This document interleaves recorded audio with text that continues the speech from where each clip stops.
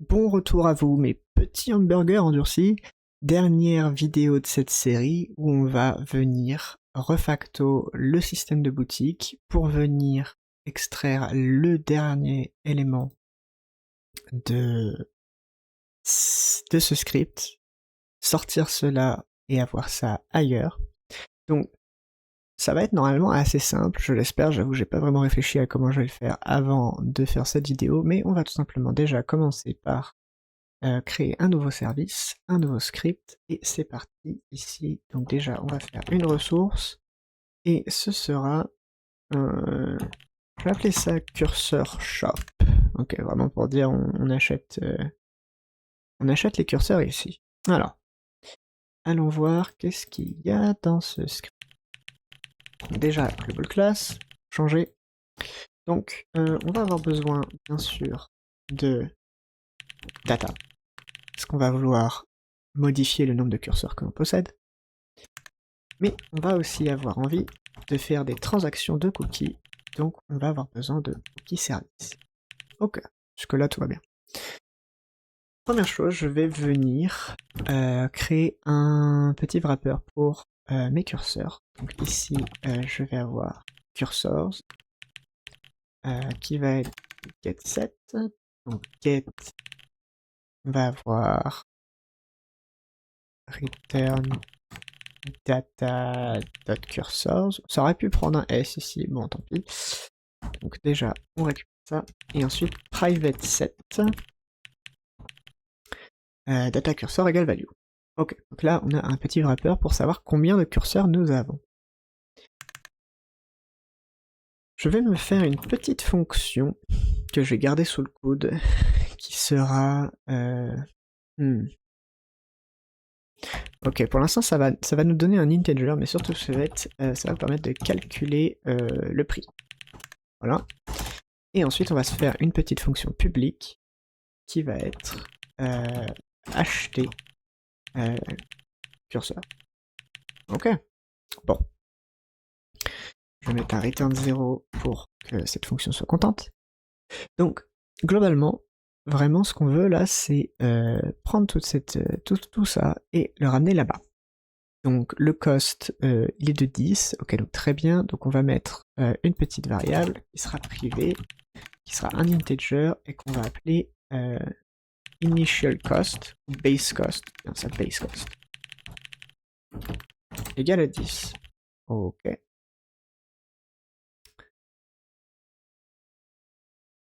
Où l'on étions-nous? Clicker UI, et ensuite on consomme les cookies. Et si on a pu consommer les cookies, et ben on va venir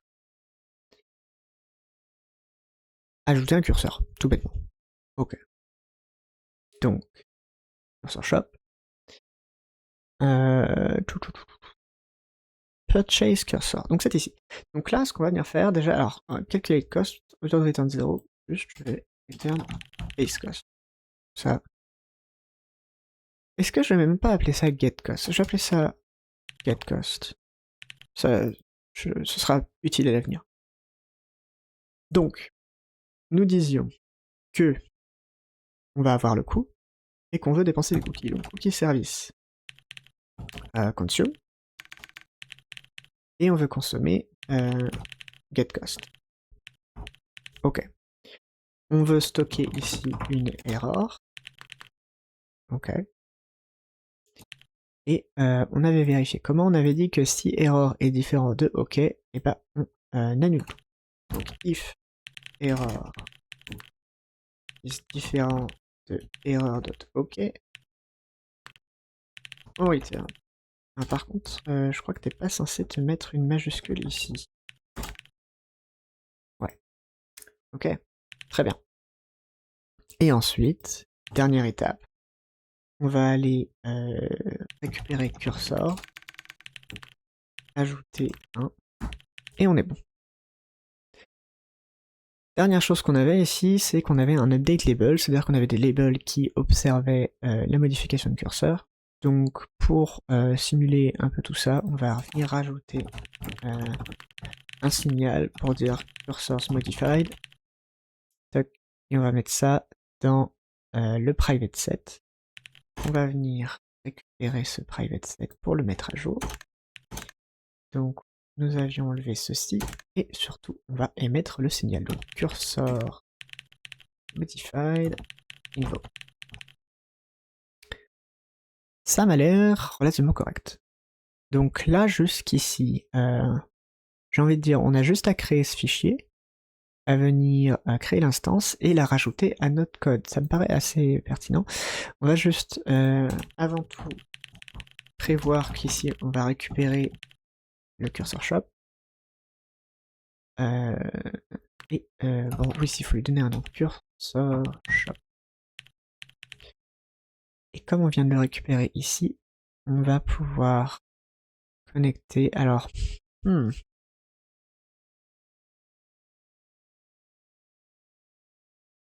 suis en train de réfléchir à comment est-ce que je peux renommer ce onCookiesModified. Oh, je sais pas. Est-ce que je crée une autre méthode? C'est vraiment, vous voyez, alors là je me mets, je fais ici ceci, genre update label. Est-ce que je fais ça? Peut-être avec un S. Et que juste en dessous, je me mets on cursor the modified. Et que je me mets update labels. Hein. Ça me paraît raisonnable. Bon, on va faire ça. Comme ça, juste ici, on peut venir mettre cursor shop. Cursor modified. Plus égal. Ok. Ok. Donc là, normalement, on est censé observer les curseurs. Donc, on peut virer tout ça. On peut virer ce shop. On peut virer le bouton qui est associé, cursor button. Il nous reste plus que le label, qui éventuellement pourra aussi, on avait vu ça plutôt comment isoler ce label-là. On peut très bien isoler le label, mais honnêtement, je pense que ça va, on va s'en remettre s'il est ici. Toujours est-il que, comme on vient de retirer tous ces scripts de boutons de tout ça, eh ben, il va falloir connecter ici ce cursor button. Donc on va attacher un script, cursor button, très bien. On va aller l'ouvrir. Alors, cursor button. On va juste récupérer notre cursor shop. Alors, sans la majuscule, s'il te plaît. Ce qui va nous permettre de faire un override de ready. Et on va récupérer Prest pour le connecter à cursor shop. Sans la majuscule, toujours. Hein. Ah! Cursor shop. Dot. Qu'est-ce que je voulais récupérer déjà?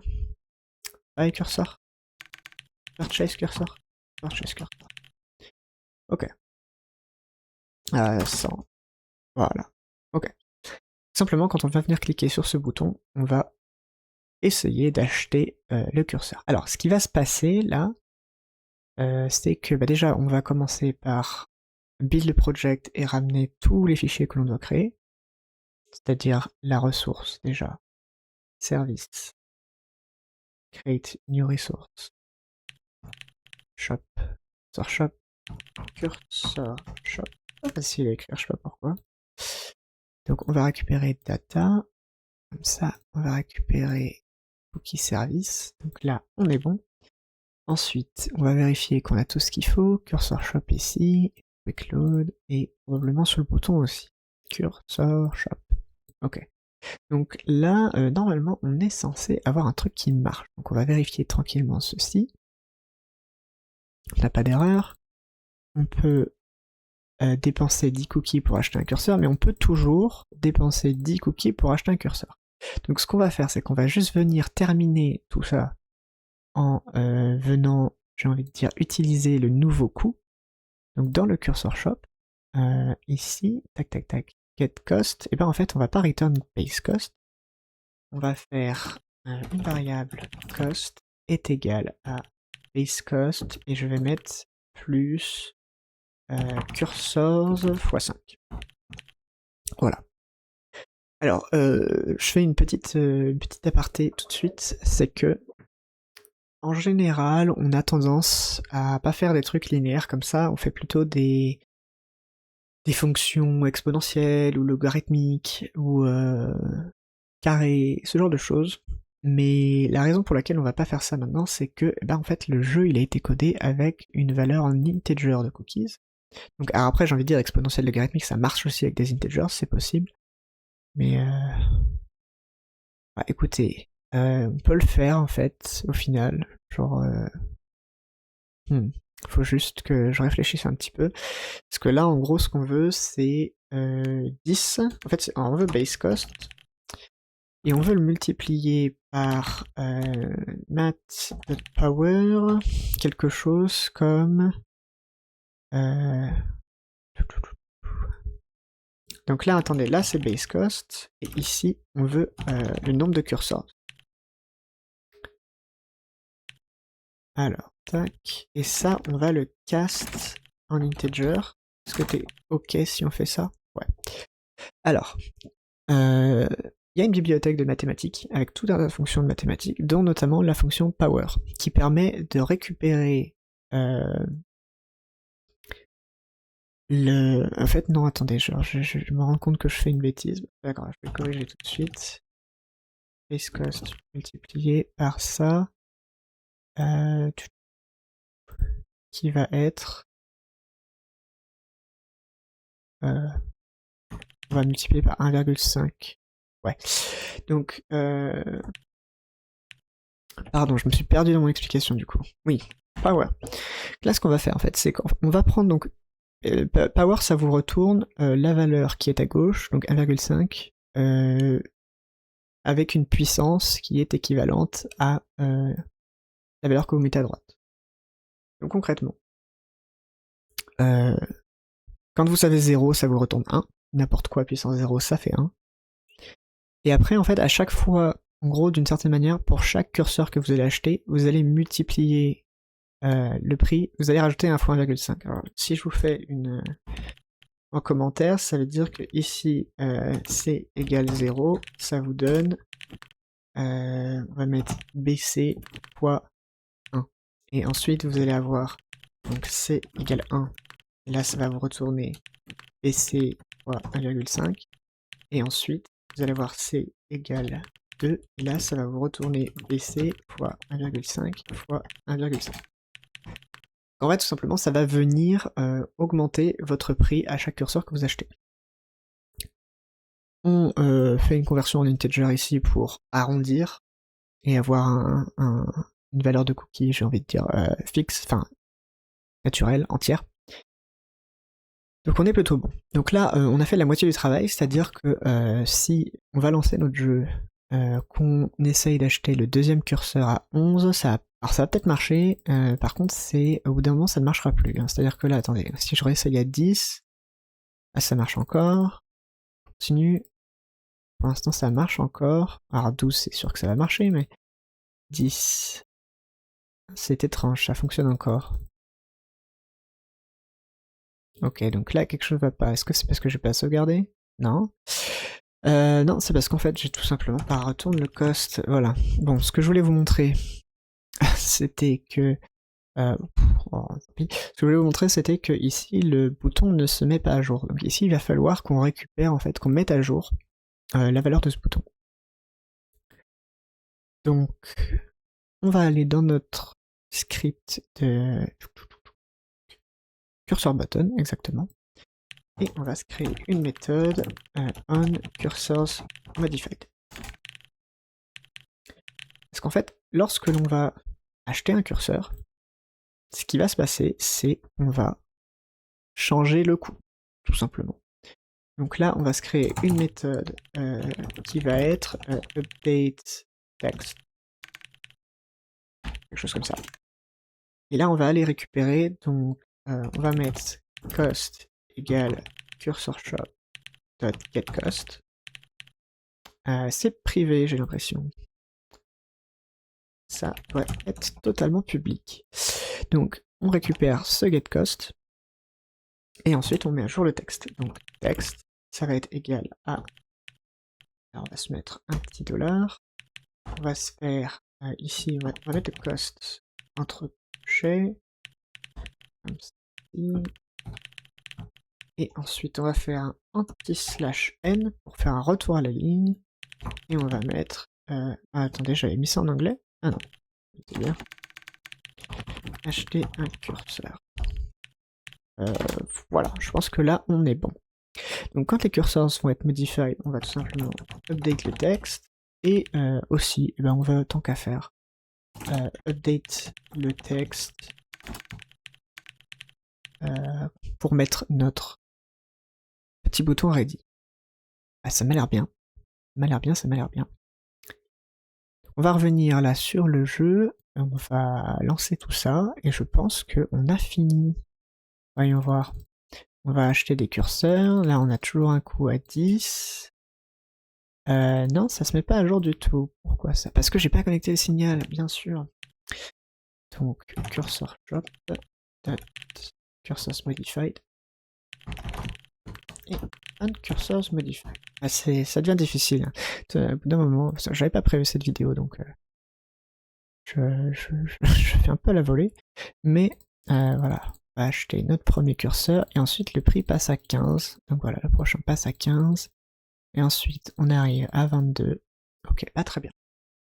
Donc, à partir de là, je vais juste vous montrer un dernier petit truc. Je sais pas si vous avez remarqué, mais là, on a un cadre blanc. Ce cadre blanc, il est issu du fait que, par défaut, les objets d'interface de Godot, ils fonctionnent un peu comme des objets web, ou n'importe quoi sur votre ordinateur en fait. Vous pouvez utiliser la navigation clavier, tout ce genre de choses. Donc là, techniquement, vous pouvez appuyer sur Entrée pour le cliquer. C'est la notion de focus. Donc ça, vous pouvez par exemple aller dans votre bouton, et si vous scrollez, que vous cherchez focus, voilà, qui fait partie de contrôle, vous pouvez changer le mode dans aucun. Alors ça, c'est le cas où vous voulez pas qu'il y ait de navigation clavier, ce qui est parfois intéressant, à dire les choses comme elles sont. Par exemple, le cookie, ici, on peut faire pareil. Focus, on va passer le focus mode en none. Et le résultat de ça, c'est qu'on pourra plus l'activer au clavier, et ce très cher cadre blanc n'est plus là. Si vous souhaitez que la navigation clavier soit toujours là, mais que vous voulez juste retirer le cadre blanc, ça c'est une question de thème et d'apparence, donc vous pouvez y toucher directement en touchant au thème d'un objet, ou en allant carrément changer le thème de votre projet, qui va du coup changer le thème de tous les boutons, bref. Petit aparté. Ce que je voulais vous dire surtout, c'est que en fait là, ce jeu, ce que vous pouvez faire, ce que du coup, donc dernier épisode, on va plus ou moins s'arrêter là, sauf si vraiment, alors je veux dire, si vraiment vous voulez une dernière vidéo dans laquelle on va rajouter un autre bouton qui va permettre en fait d'augmenter la puissance de clic, je le ferai, mais je le ferai vraiment que si vous le demandez. C'est-à-dire que là, avec tout ce qu'on a vu dans la série, normalement, j'ai envie de dire, vous êtes capable de faire un peu cette espèce de dernier exercice, dernier challenge, venir ajouter un autre bouton d'achat qui va vous permettre d'augmenter le click power, que vous allez pouvoir afficher quelque part, genre par exemple en dessous curseur, et si vous voulez, vous pouvez augmenter la quantité de cookies à résoudre à obtenir pour résoudre la quête, etc., etc. Toujours est-il que, de mon côté, le projet, il est fini à 90%, enfin, il est fonctionnel, il est fini, il marche. Mais, il y a de quoi l'améliorer, ajouter quelques features. Ça, c'est à vous de le faire. Donc, comme je disais dans la vidéo précédente, ça va être tout pour cette série extrêmement guidée là. Et en fait, la suite des vidéos seront des vidéos un peu plus, probablement déjà beaucoup plus longues, mais surtout qui vont se concentrer sur un sujet particulier, comme par exemple comment gérer un shop à grande échelle, comment gérer un système de quête à grande échelle, etc., etc. Donc moi, je vais vous laisser là, et je vous dis tout simplement merci d'avoir suivi cette série, j'espère que vous avez apprécié, et puis je vous retrouve dans d'autres vidéos plus tard, tout ça, et topette, bye bye.